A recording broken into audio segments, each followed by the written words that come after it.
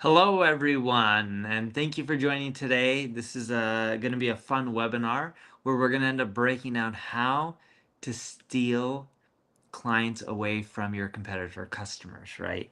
This is great if you're B2B, B2C, and this is really important because people are either choosing you or they're choosing the competition. And I hate to say it, most of the time, because no one really or majority of people don't control the whole market, most of the time people are choosing your competitors over you. So how do you really steal them away, get them back to come to you, and in an ethical way, right? We don't want to do anything shady or unethical. So let's dive right in. My name is Neil Patel. I'm the co-founder of NP Digital. We're a global ad agency. I have two lovely people with me today that I enjoy spending time with, Basil and Ronnie. Basil, do you want to do a quick introduction of yourself? And then Ronnie, you can go and do the same. Yeah, good morning, good afternoon, and good evening, everyone. My name is Basil, and I lead product for NP Digital here in Canada. Great. I'm Ronnie, 20 years marketing experience. Excited to walk you through how to take customers away from your competition today. We have some really good stuff, so I'm excited to dive in. Dude, I just noticed, Ronnie, I'm like, I think you have our JLo ad that we did and right behind you. Yeah, I have a few all in the background, all the ads up here. What's the next person? We have over here from our brown shoot that we did, and we had some YouTube stuff. We got awards in the backgrounds, all kind of cool, fun stuff. Oh, cool. So with NP Digital, we're a global ad agency. We're in 20 plus countries. We have clients all over the world. We have tons of awards. And the reason I bring this to your attention is because if you want to ever work with us, just reach out at npdigital.com. But more importantly, for everyone here on this webinar, keep in mind, we're leveraging these strategies for our customers. They're working, they're producing results. If they weren't, we wouldn't have all these awards. So just keep that in mind when we break down a few strategies and tactics that you can leverage to get results. And we're going to go over a lot in today's presentation. You do not have to do everything. It would be great, but even if you just did a few things, I would consider that a win. So let's first start off. Why are people choosing your competition over you? It happens all the time. And it happens when we don't even notice it. Because in reality, if you can understand why, you can then start working on fixing it. And when we look at the number one reason why, it tends to be related to price. All right, that one's pretty obvious. The next one is quality of the product, and then rewards for repeat customers. A great example of the rewards is like Starbucks. They have a loyalty card, right? Or let's say if you go to like, I think Costco does a reward program. I could be wrong on that. I know they have a membership, but everything is much more highly discounted. Then you look at things like faster delivery, better customer service. But the real number one reason, and this one's obvious, is lower price. And then it starts going down. What people think is reducing the price is going to cause you to win all your customers. It does help, but it's doing a lot of things right that's really going to drive people to you over the competition. And when it comes to winning competitors back, you got 3 steps that you really need to take. You got to attract them to your brand, you got to convert them faster, and you got to keep them loyal. And this sometimes relates to loyalty programs. Sometimes it could just be as simple as, an ecosystem. If you look at Apple, amazing ecosystem, and the products just work better, which then rewards you as a consumer to just keep using their products because it makes your life more convenient, more efficient, versus having to switch multiple devices, not being able to copy and paste. Like, I'm on an iPad doing this presentation. I can literally click paste on my phone and it'll pull what's from my iPad onto my phone, right? That's what happens when you're in their ecosystem. They really reward you by staying loyal to them. And of course, you got to outshine, outserve, and outsell. Just because your price is lower or your product is better, it doesn't mean you're automatically going to take people away from the competitors. So there's a lot of different challenges and opportunities that brand can take. The one that we see the most is your marketing simply isn't in the right place. Either it's too channel focused or not where the customers are. And this was simple. There was back a day and a time when things were much simpler, fewer forces and more control. But marketing used to be more predictable exercise for a lot of us. You could carve out your market share, build a brand, drive loyalty with very few executed tactics. But today, the forces that are shaping marketing teams have almost multiplied. And there's algorithm changes. There's new tactics like influencers and new paid media channels. There's new capabilities within email. There's AI overviews. And so what used to be a linear path is now the equivalent of like a rockier ocean. And one of the channels that is most impacted is SEO. SEO is critical, but without a strong brand, it becomes a high funnel tactic. Lots of traffic, low conversions. The brands that we see win in search aren't just the ones optimizing for ranking. They're actually shaping demand before the search even happens. So SEO without a strong brand becomes a constant uphill battle. You rely on ranking first instead of being the word that people search for. And just remember, branded search converts higher and costs less. Customers already trust you, so acquisition is more efficient. So you think of your SEO goal is not just about visibility, it's almost like mental availability. The best SEO strategy is the one where people search for you and not for what you sell. And not all traffic is created equal. SEO is the top driver of traffic, followed by direct, paid, and referral. But when we look at the revenue, the story flips. Paid ads take the lead, followed by SEO and direct traffic. This tells us something important. SEO wins on volume, but paid ads are optimized for intent. Direct traffic, often a sign of brand strength, remains a key player in all these different levers. But the takeaway is a balanced approach is critical.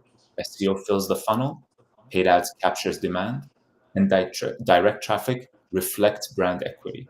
Optimizing for one leaves money on the table. And social is important. Social media isn't just a discovery tool anymore. It's becoming a primary path to purchase. While social may drive less traffic compared to SEO or even paid channels, the trend is what really matters. 26% of the customers we polled now prefer to discover new products via social. Brands that ignore this pattern, this shift, really risk falling behind. And what's even more important is social channel driven customers tend to have a higher lifetime value. So they're not just clicking, they're engaging, they're converting, and they're coming back. And the play here isn't just volume, it's building loyalty, building long term revenue through a channel that's only growing in influence. So, how are growing brands investing? Well, social is where things are shifting and where brands are putting their money. But we're also seeing this firsthand as more brands are prioritizing investments in emerging channels. So our polling data shows that this year the focus is on social shopping, AI search and overview, podcasting, all for deeper engagement and for deeper engagement with customers. But there's the broader metaverse or the Fediverse, depending on what you call it. These aren't just buzzwords; they're actually reflecting changes in customer behavior. So the takeaway is brands aren't just chasing traffic; they're really investing in where attention, trust, and commerce are almost like converging in many ways. And a great example of what a comprehensive strategy looks like is this work that our team did with Modcap. You can read the full case study, obviously, on the NP Digital site. But this is a brand that realized the reliance on paid media alone was not going to be sufficient. And their average investments in paid were constantly rising. So our team identified SEO keywords that were competitive, but also unique to their target audience because they sell a premium product. And while continuing to drive e-commerce traffic and revenue with paid. And they introduced social media advertising to tell the Modcat story even better. And that drove results, 138% increase in organic revenue and 52% increase in paid media. And now the team is working on maximizing revenue by getting closer to the customer, by leveraging email marketing tactics to really build that loyalty. And we learned that there's a lot of ways to embrace high and nature product like this product exactly, but paid media alone was never going to be the way in which they would unlock those new customer segments. So there's more of that information on our website about this case study and the work the team is doing. The second problem is you're capturing demand rather than creating it. So you aren't showing enough before customers decide. And this is what we refer to a lot. It's called the messy middle. It's the today's customer journey. So the path to purchase is no longer linear. Customers don't move neatly or in an organized fashion from awareness to decision. They start somewhere, get distracted, research, then compare, and often loop back before making a choice. That's me, by the way. The messy middle is where decisions are made and brands need to understand how to show up at the right moment to win, whether it's through search, social, or even AI overviews and recommendations. The key here is to be present, be relevant, and persuasive when customers are in this decision-making spiral. The brands that simplify choice, the brands that reinforce trust, and the ones that remove friction are likely the ones to drive conversions. And the power of repetition matters a lot. So if you're not getting in front of your ideal customer at least 3 times, to 8 times, your marketing is failing, or maybe is not as effective as what I should say. Our research shows that the number of touch points required actually correlate to price, and that you should shape how you approach SEO, how you approach email and other channels based on the price parameter. So for a purchase or a product that is under $100, 3 to 5 interactions are often enough to drive conversion. But for higher ticket items, think cars, think loans, think B2B enterprise platforms, the number of touch points increases dramatically. Not only does the buying process take longer also, but the number of decision makers and influencers also grows. So the takeaway, your marketing strategy isn't just about reach. It's about designing the right sequence of interactions to match the complexity of the purchase. So keep that in mind. And the third thing is your visitors aren't converting. And why are visitors not converting? Well, traffic, what we see is usually only half the battle. Conversions is where the real growth happens. If visitors aren't buying, it's rarely just the price. The biggest culprit, probably poor UX that frustrates users, inconsistent messaging across the platform that creates confusion, not clear and poor navigation that makes it hard to take action, and a lack of trust signals that keep potential users from really feeling confident. So every touch point should reinforce clarity, ease, and credibility. And if any of these are off, even the best marketing strategy will not drive results. So the brands that win aren't just bringing people in, they're really making it effortless to say yes. And CTAs is where we recommend you start. So your call to action isn't just a button. It's really a moment of decision. And the color you choose plays a huge role in whether users take action or scroll and move away. The key here, contrast. Your call to action should stand out from the rest of the page, drawing the eye of that user immediately. And our research shows that blue, green, and red, in that order, are the most effective for conversions. Blue builds trust, green signals go, red creates urgency. The right color combined with clear copy and strategic placement can be really a difference between losing a customer and getting a new user. And a small tip here, use the accessibility tests that are available online to help you establish whether you have sufficient contrast on your website.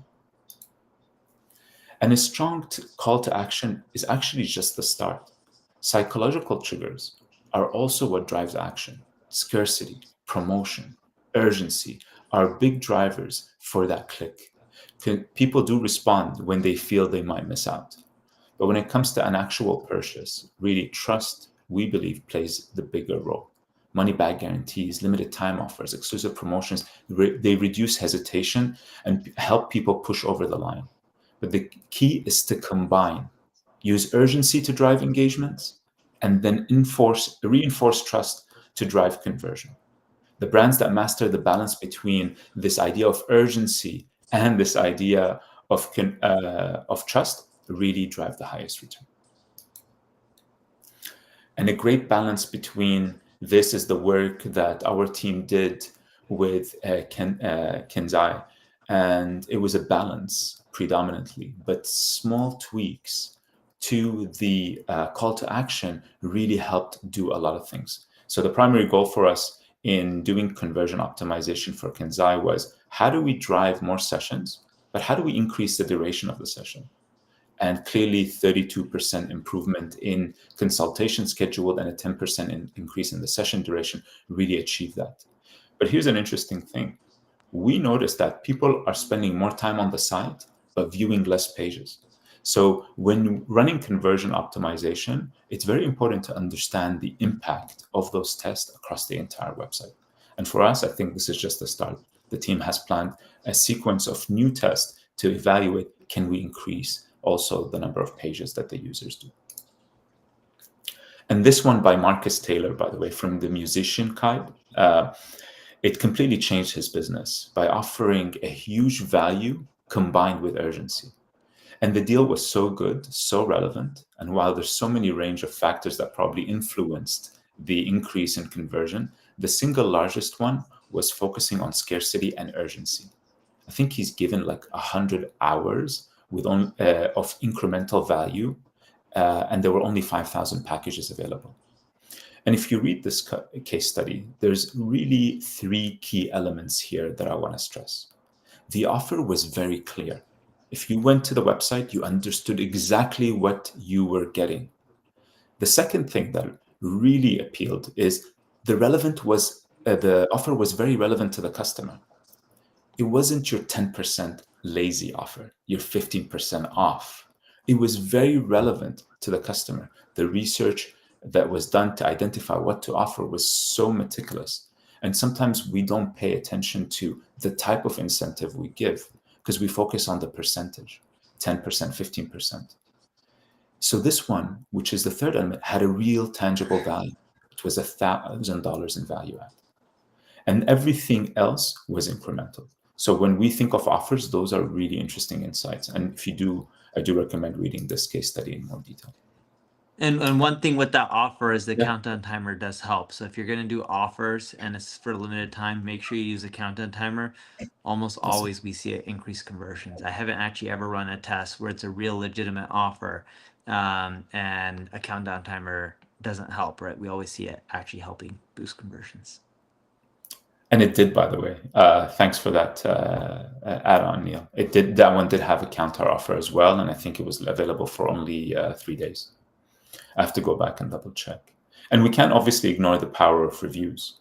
They aren't just helpful. We think it's actually essential. 99% of customers read reviews before making a purchase. I'm one of them. Nearly half trust online reviews as much as personal recommendations from either a friend or a family. And the impact is really real. Displaying customer reviews on your website can boost conversions by hundreds of percents. 270 is one of our studies. So people trust other people more than they trust brands. So if you're not leveraging reviews on your site, in your ads, or even across social, you're leaving conversions on the table. Trust is the real currency, by the way, of online shopping. And then a great example is the work that we did with Water Restoration Group. That addition and inclusion of the Google reviews helped push conversions, and which is their phone engagements by 17%, and increase the average also session duration by 27%. Simple additions can really drive real business, tangible business impact.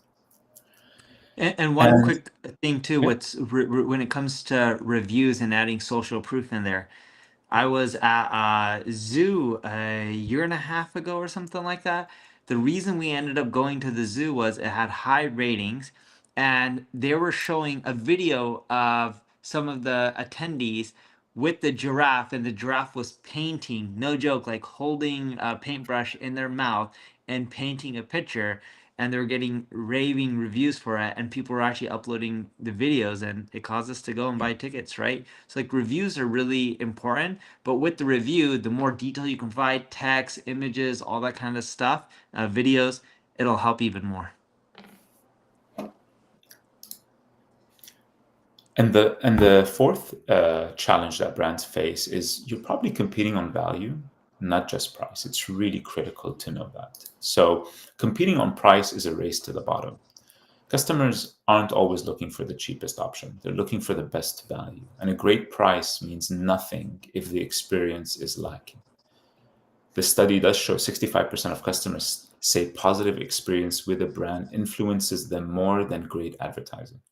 So to us, that means clarity, service, trust matters just as much as price. And the brands that win don't just sell products, they sell confidence, reliability, and seamless experience. So if price is your only differentiator, you're leaving long-term loyalty and revenue at the table. And this is why we've even changed our model and how we approach customers. We're telling customers we're putting experience and strategy at the center, and understanding our customer's customer is the core of what we offer. So loyalty is the cheapest form of marketing long-term. And best always beats free. So free might grab attention, but best wins customers. While discounts and giveaways can really drive clicks, can drive long-term success, really it comes from demonstrating quality, trust, and results. Customers don't just want the cheapest option, always. They want the best solution for their needs. So instead of leading with price, focus on what sets you apart. It could be superior service, it could be proven outcomes, it could be strong social proof. The brand that emphasizes excellence over discount really can drive and create loyal customers, not just one-time buyers, and that's the distinction. So competing on quality builds a stronger, more profitable business always. So we said, obviously, trust is the conversion driver, and a Trust Plus study found that adding Trust Badge to a checkout page can increase conversions. I think it's 42%. Accreditations do come at a cost, so I want to caveat. They do come at a cost because they require an investment, but they do reduce customer anxiety, especially in a world where anyone can just launch an e-com website overnight. Brands that do invest in certifications and security seals really gain an edge by bridging that trust gap. But even if a formal accreditation isn't an option in the industry that you operate in, you can still boost credibility, leverage social proof, display product star rating, and highlight guarantees that you offer, whether it's money back or such. The goal, always remove doubt, reinforce trust, and make the decision to buy as easy as possible. And we talked earlier about this idea of messy middle. One thing to realize, we're all simply digital window shoppers all the time. And people don't just buy, they compare. So window shopping happens online just as much as it happens in store, and comparison pages are one of the most effective ways to guide potential buyers towards that decision. And a well-structured comparison page really helps shoppers see the value in your product, not just in your feature. It highlights key differences. You can use it to answer key objections or position your offering as the best choice. We've developed this tactic on a wide range of industries, but usually we see it in B2B, but we've seen it really successfully deployed even in B2C and D2C industries. So instead of letting the customer search elsewhere for comparison, where competitors might control the narrative, try to own the narrative on your site. Make it easy for them to see why choosing you is the best option. And ultimately, if it does come down to price, choose value. Pricing isn't just about cost, it's about perceived value. Instead of a one-size-fits-all approach, value-based pricing ensures customers pay based on the benefits they receive. We do this, by the way, and Neil speaks about this all the time, with Uber Suggest and Answer the Public, offering different price points for different customer segments. Some users need basic access, while others require more advanced features. So we price accordingly, and this approach helps us maximize revenue, but also expands our customer base and lets us engage with people who might not have considered our software. And it also ensures each segment gets exactly what they need. So the key takeaway here, when pricing matches value, conversions and customer satisfaction both rise concurrently. And we have a great example here with Wistia. Note what they noticed through its sales funnel, that many potential customers were comparing their product to cheaper alternatives like YouTube and Venmo, which affected their decision making. And the problem was very apparent. It was the pricing page, which had a really high bounce rate. they discovered that many visitors had already seen their video, but they lacked clarity into what their plans actually offered. So what they did is they created a much more tailored plan that gave everybody access to all the same features and charged incremental based on usage. So, and I think we've deployed similar tactics as well with Answer the Public. Okay, and I think, Basil, I'm going to change my favorite color from black to blue, given the click-through rates there. And maybe green will become my second, because that was the second. So with zero-click search on the rise, and we talk about this, and you guys see that, the increase in the cost in marketing is also skyrocketing. So what do you think? Newsletters and building your community are one of the most important areas to focus on. So let's dive into problem number 5. So the average unsubscribe rate per email campaign is around 0.33%, right? So if you have, let's say, I don't know, 20,000 email subscribers and you send out 2 emails a week, that's roughly 120 people unsubscribing per week.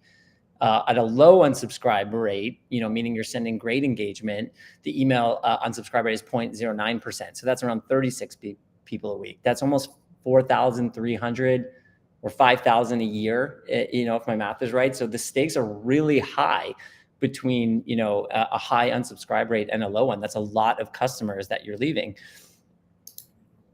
So we found that the average open rates are 30%. And according to Klaviyo, actually, I saw they have a benchmark report, the high open rates around 53%, right? So we surveyed 219 marketers with an email list size of at least 20,000 contacts. And to consistently hit 30% email open rates, top marketers follow a couple of key strategies that drive engagement, right? And if you look here, you can see, according to our survey, 100% of those high performers scrub their lists. And I know Neil talks about this, but it's super important to remove inactive contacts. That will ensure better deliverability. And we see a lot of hesitation from clients doing that, but it actually will help you. 98% use segmentation to send more relevant content. We have a case study about this that we'll get into. 92% here you see send emails in the morning when engagement tends to be highest. It does vary by, industry. Other winning tactics include, personalized subject lines, resending to non-openers, and using, casual, relatable language. So all these small changes can make a big impact on open rates. So time for a little challenge. You could put it in the comments here, but, so you could say A or B, A on the left side or B on the right side. Guess which subject line had a higher open rate.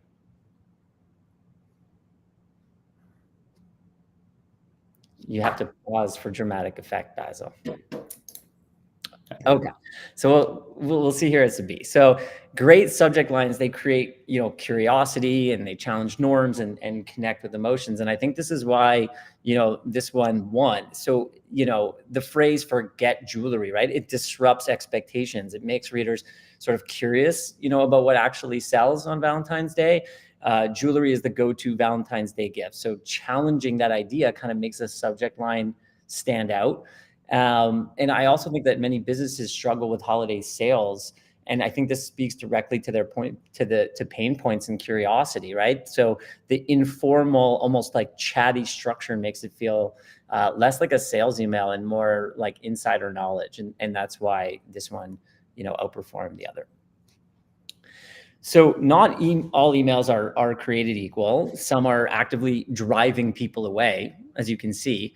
Cold emails, affiliate emails have the highest unsubscribe and spam complaint rates, while educational and thank you emails perform the best. So if you're seeing high churn, it might be time to rethink your email strategy.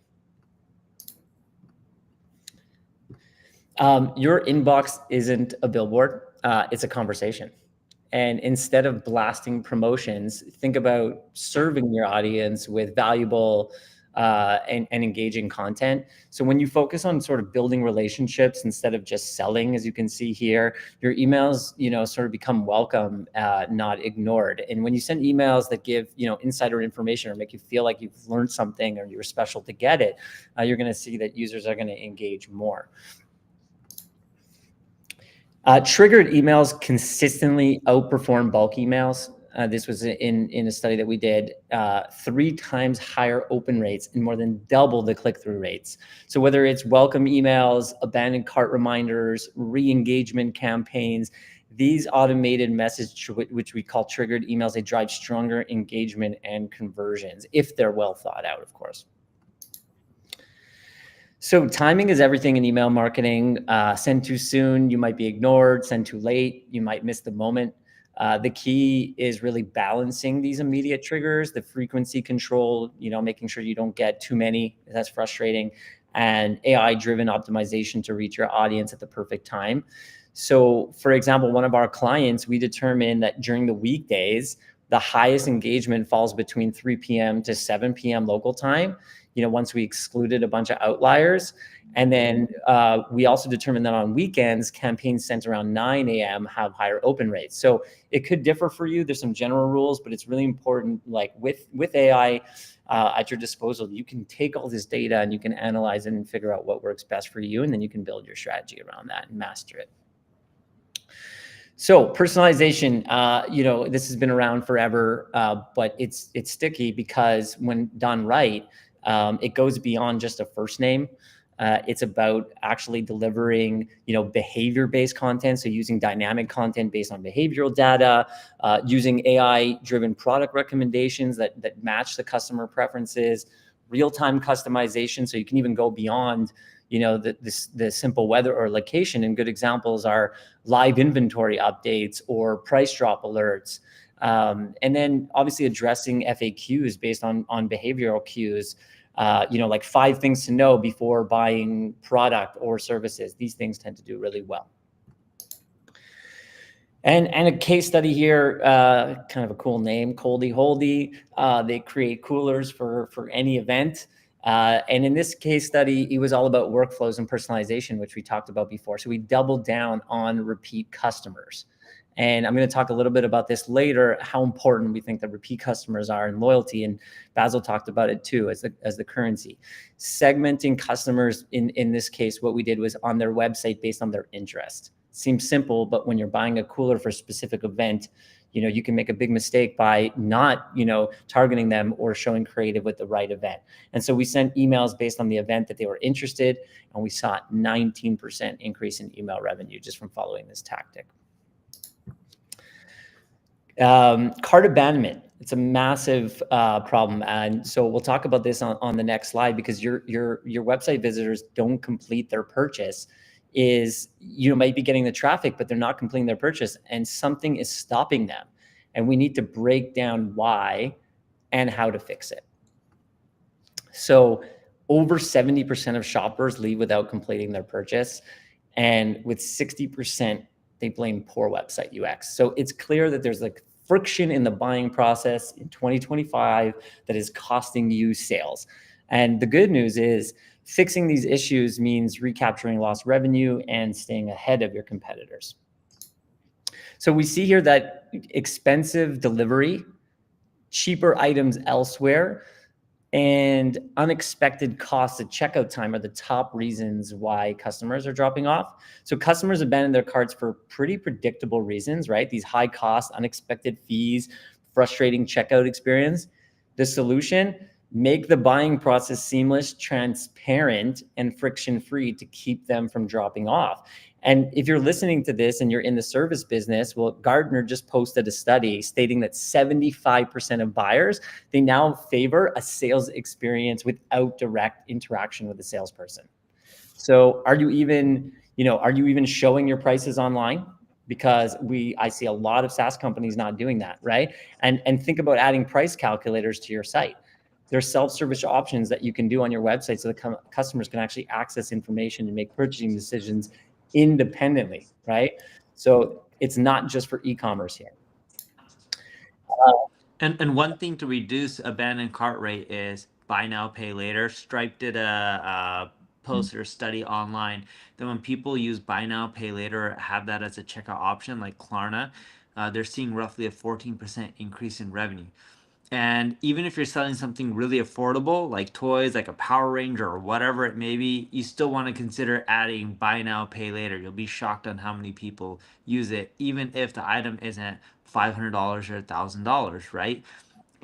It all adds up, and you got to think about different countries, currencies, and all that kind of stuff. Hence, buy now, pay later can work out quite well. Yeah, and Basil talked before about adding reviews. You know, trust is a major conversion factor, right? 17% of customers abandon their carts due to security concerns. And one thing people often do is they take out the bad reviews or they don't post it. But people actually want to see the bad reviews. They say, okay, if I'm going to buy from this product, what is the worst thing, right? So they actually scour and look for them. And you see that when you go to a hotel, you want to see what's the worst thing that people are saying about this. So make sure that you also keep in those negative reviews and actually fix it on your product side.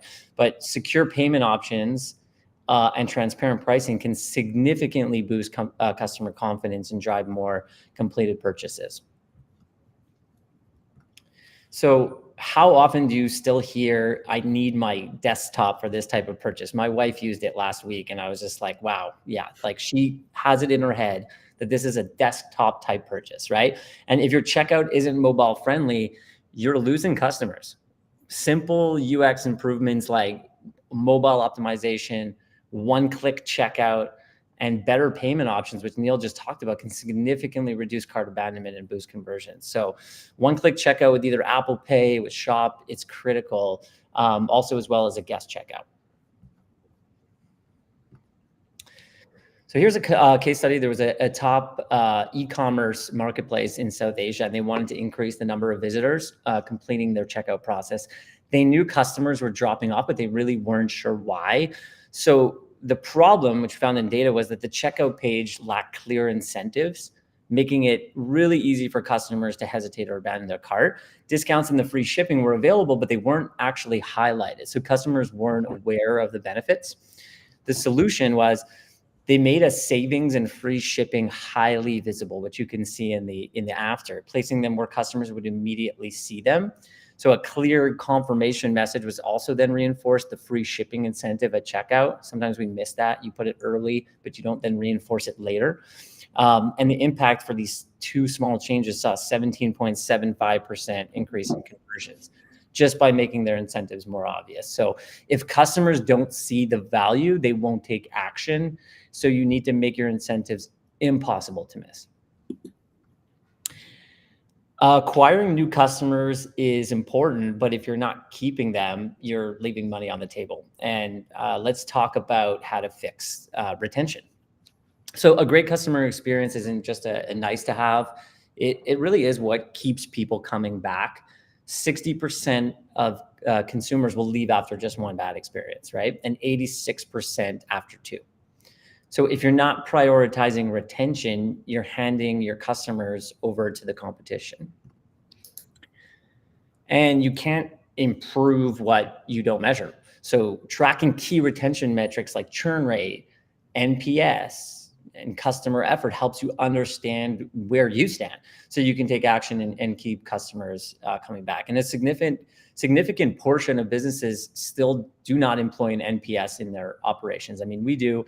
And this suggests, I think, that many organizations just missing out on valuable insights into customer loyalty and satisfaction because they're not actually putting a number. If there's no number to it, then it can't be measured and it can't be improved. And it's something that I highly recommend. And if you want to boost consumer service and your customer service, you need to ensure that you have a customer support process. You need to use chatbots. And I'd say be careful when doing so. If you're going to use an AI chatbot just to send someone to your FAQ section, you know, that could have the reverse effect. How many times have you done that? You feel like you wasted time. There's no reason to have that. Either have it off or have it on, but make sure that it's really helpful. Don't just have it to have it. So there's nothing worse than speaking to a robot that's, not a smart robot. Make sure to all. Dude, I've had that. I was on a banking system talking with their AI chatbot, and they sent me to a page that answers most of my generic questions. I'm like, what the heck is this crap? I was Yeah, just they're just pissed. wasting your time to send you to somewhere where then you can read it in a different window. So some other tips is make sure to offer, quick, simple, and effective ways to reach your team. If your team isn't available, well, then make it obvious and make it clear. Are you rewarding your most loyal customers? Are you giving them the same offers? So make sure to, have exclusive discounts and special offers. And I highly recommend you read this article. It's actually written in 2008 and redone, called 1,000 True Friends, written by Kevin Kelly, right? And the concept states that a creator or business doesn't need millions of followers to succeed, right? Just 1,000 deeply loyal customers who will consistently support, engage with you, and purchase from them, right? And so that's still true today. How are you taking time to think about your true loyal fans that will do anything for you?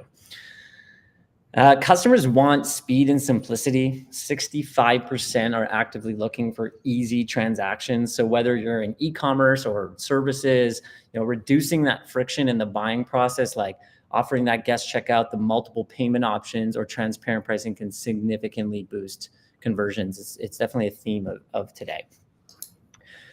And empower your employees. And this is another one that we practice what we preach. I mean, in underutilized areas to tap into your employees. Like, we are living proof of this. Basil and I both work for Neil, and we're super, super happy to jump on the webinar and to get exposure and to talk about it.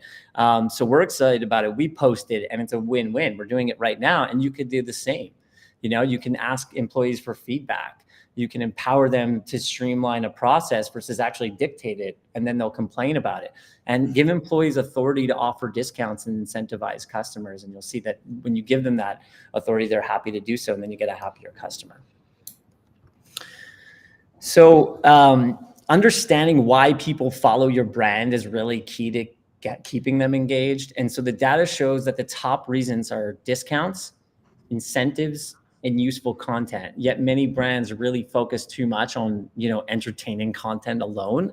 If you want to grow and retain your audience, leverage social proof, user-generated content, and community building to give them what they actually want. So, want to know what sort of drives people away on social media? 70% of users unfollow brands that are too promotional. The biggest mistakes: clickbait, fake content, boring posts, and too much self-promotion. If you want to keep your audience engaged, focus on authenticity, value, real conversations. And I think like words like authenticity or real, they can feel like buzzwords, and we've heard them, but it starts to gain this, this amount of traction. It's essential that we as marketers take a close look at really what we're putting into the digital ecosystem, right? Consumers know something when it's AI generated, which has them on alert, while they're scrolling. And I think content that stands out in 2025 really does need to feel real. So transparent communication, emotional connection, nostalgia, campaigns with sort of aspirational figures, people over polish, right? Like, messiness is in. Unscripted moments to cheer for. These are things that really mean, real or authentic. And if you're want an example, think of Dove. Do they show bars of soap in their Instagram, or do they support mental health or gender equality and self-care? Or if you look at Sephora last week, they became a hot spot for birthday parties.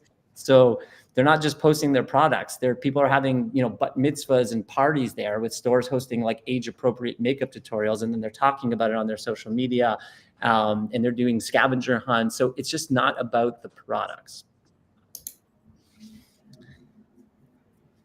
You should absolutely focus on growing your own business. But if you're not keeping an eye on your competitors, you're missing out on market share and customer opportunities.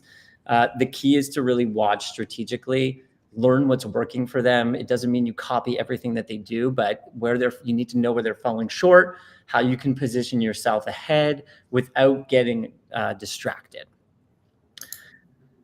To stay ahead, you need real-time competitive intelligence. And that's exactly what we leverage at MP Digital. So we use a mix of human panels, AI-driven insights, and behavioral tracking. And we analyze how competitors are attracting traffic, how they're placing their ads, how they're engaging with their audiences, And this data, it really, it helps us uncover hidden opportunities so that our clients can outperform the competition. And there's really no excuse for not having real-time alerts, right? Keeping an eye on the competitors is so easy with today's technology. There's plenty of free methods to set up real-time monitoring, whether it's emails, whether it's backlinks, whether it's price increases, new product releases.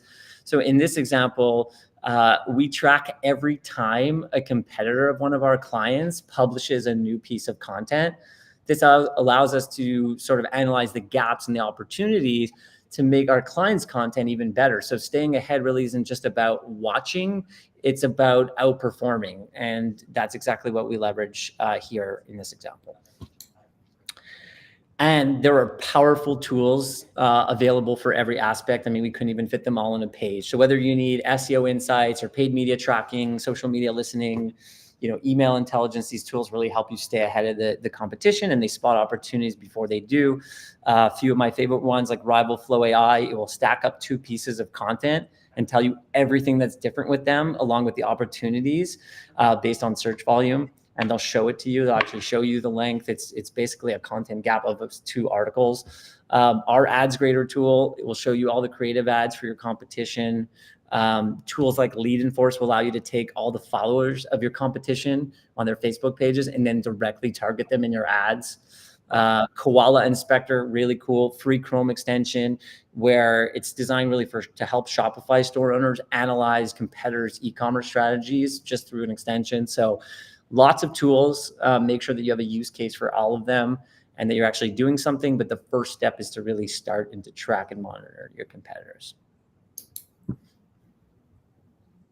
So as a quick recap, look, think of your business as a funnel. There's going to be leaks within the funnel. Where are people dropping off? And if you survey, you gather feedback and you figure out why they're choosing someone else or leaving, you can slowly work on fixing it. It's not about fixing everything at once. It's about little patches, right? When you got a bucket and you have some leaks in there, if you have 10 leaks, you just got to fix them one at a time. It's really difficult to fix everything at once. And some of the strategies and tactics we presented today, along with the data, can help you get started on fixing some of those leaks within your bucket or your funnel. And the real obvious one is when someone's looking at your website, your business, your products, your services, if you can just make your brand the no-brainer choice, a lot of people will just choose it and you won't lose as many people to the competition. A lot of this has to do with your value proposition and branding and reviews and just continually having a strong message out there. Not just on price, but things like quality, trust. All these things really do matter in the long run. And one last note that I really want you to keep in mind. Every time we do calls with potential customers, the biggest thing everyone wants is more and more revenue, more new customers. And I get it. We do as well, as an entrepreneur, even at NP Digital. But what people don't realize is it costs 5 to 7 times more to acquire a new customer than it does to retain an existing one.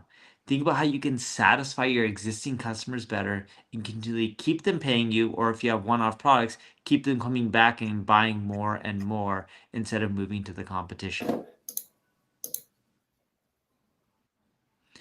If you want to make your brand a clear winner, we should talk about working together. You can just take your phone, scan that QR code right there.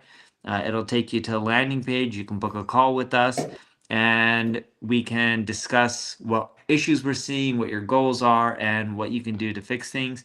You don't have to work with us if you don't want. The call's free, but just scan the QR code to set up a call with someone on our team. And we're global, so you'll get directed to the right office, right location, etc. We also have an upcoming webinar on the future organic traffic. If you want to attend it, register, scan that QR code right there, and it'll take you to a landing page where you can sign up.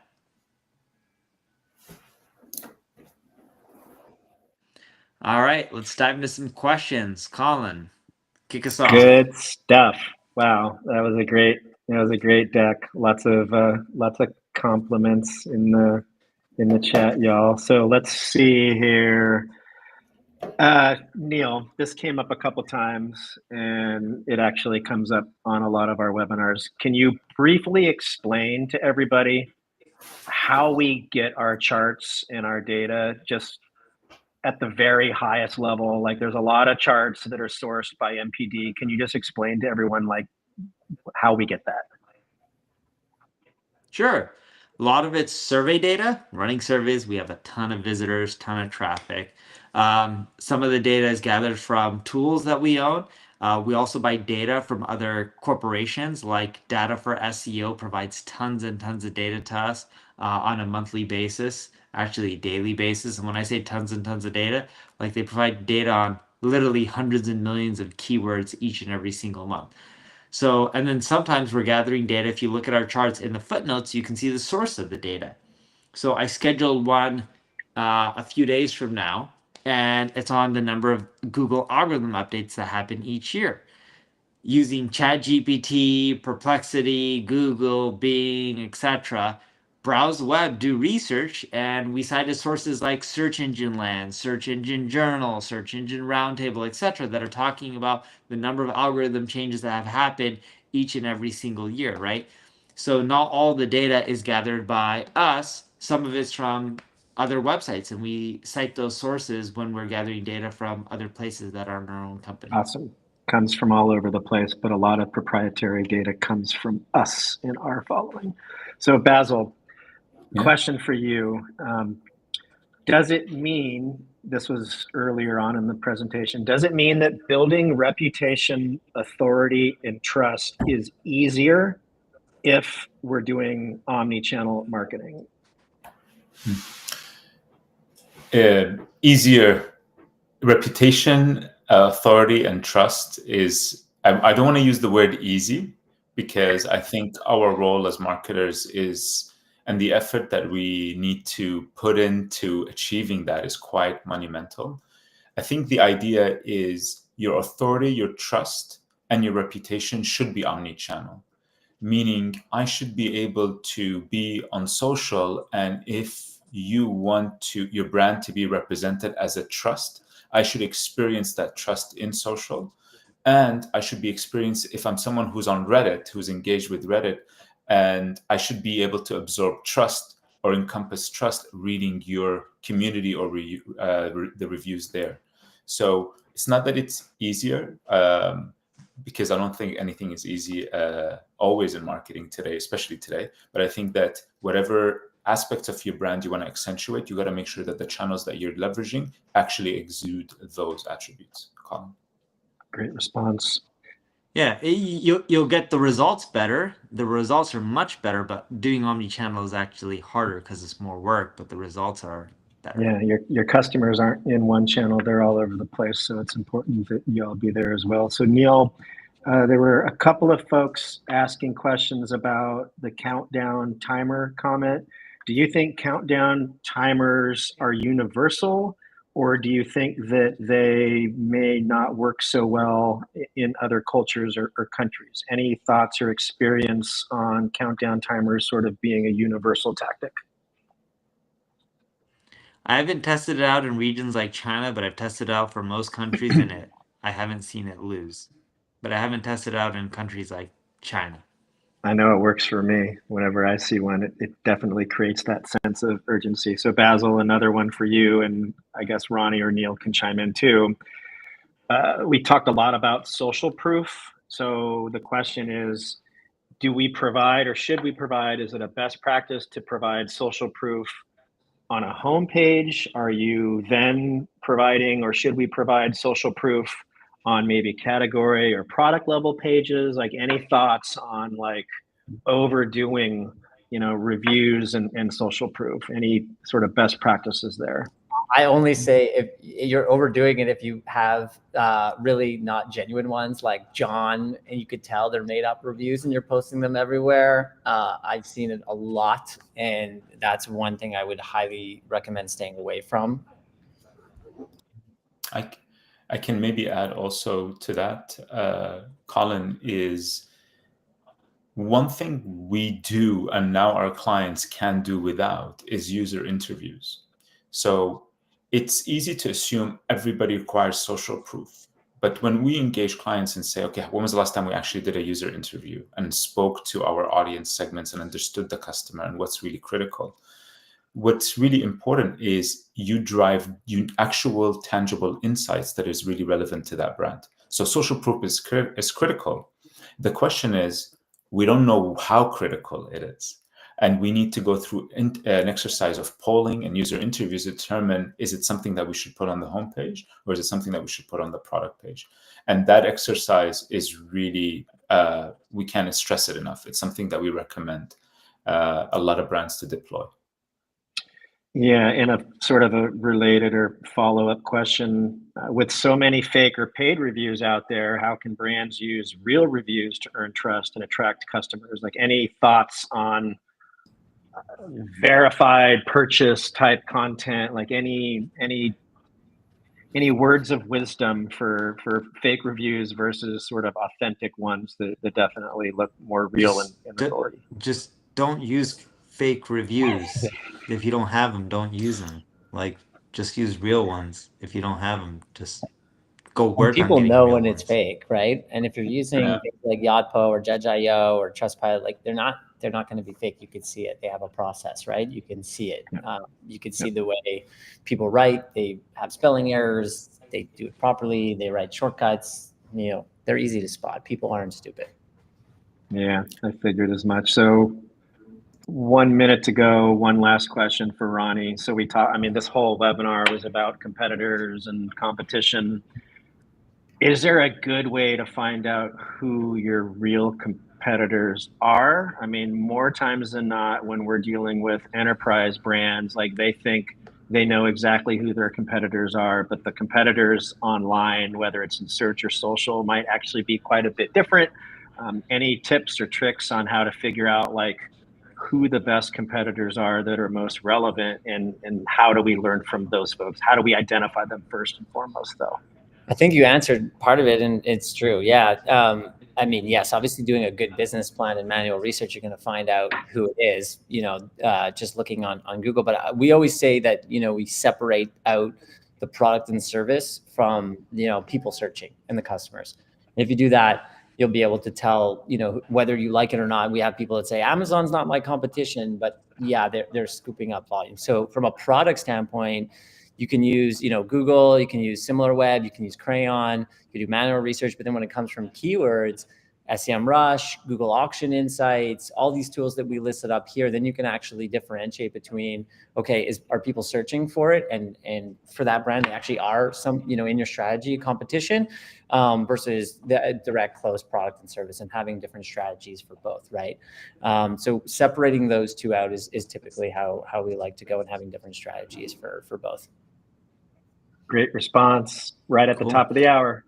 Well, everyone, thank you for your time. Really appreciate you guys coming and attending this webinar. Look forward to seeing you on our next one. If you ever need help with your marketing, check us out at npdigital.com.